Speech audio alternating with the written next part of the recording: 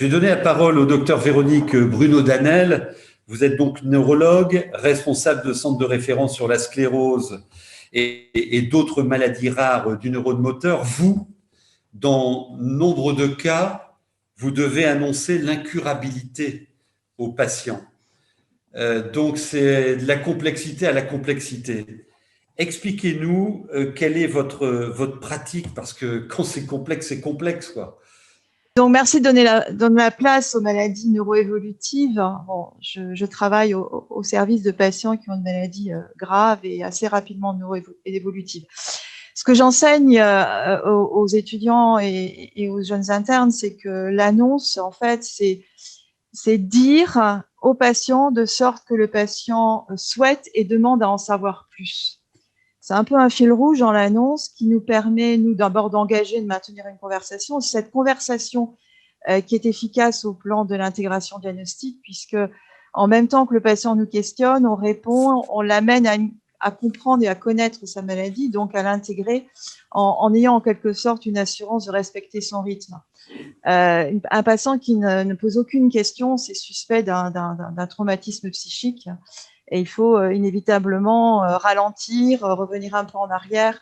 Notre visée, c'est rendre le patient totalement compétent et d'être capable de consentir à des choses parfois un peu délicates à accepter dès le diagnostic.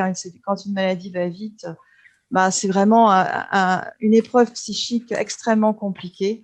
Il faut très vite intégrer, très vite prendre des décisions sur des suppléances vitales, par exemple, ventilation au masque, nutrition artificielle ou mise en place d'équipements à domicile de compensation du handicap.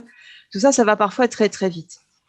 Donc, il faut que l'annonce diagnostique ne vienne pas empêcher la personne à réaliser des consentements en pleine autonomie, et pour ça, il ne faut pas les choquer.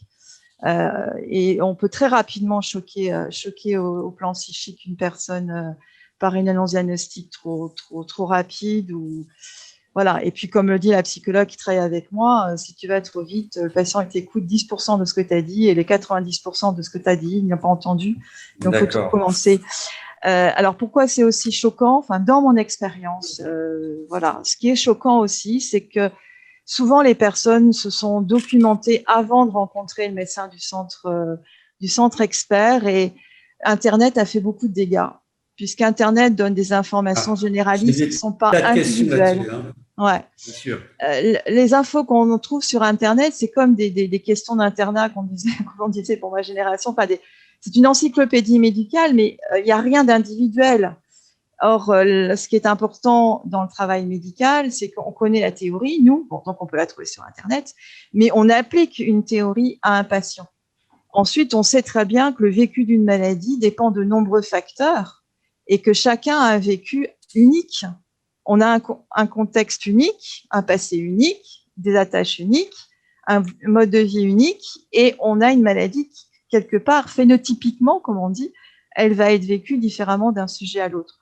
Et je m'occupe d'une maladie qui est assez hétérogène en plus. Donc, les patients ont vraiment besoin du médiateur que l'on est, nous, médecins spécialistes, parce que la maladie est tellement hétérogène qu'ils ne vont pas se trouver sur Internet très précisément, et ils vont choper ça et là des choses qu'ils ne maîtrisent pas, donc comme des médianes de survie, ce qui au plan individuel n'est pas un pronostic, et ils risquent de se trouver choqués.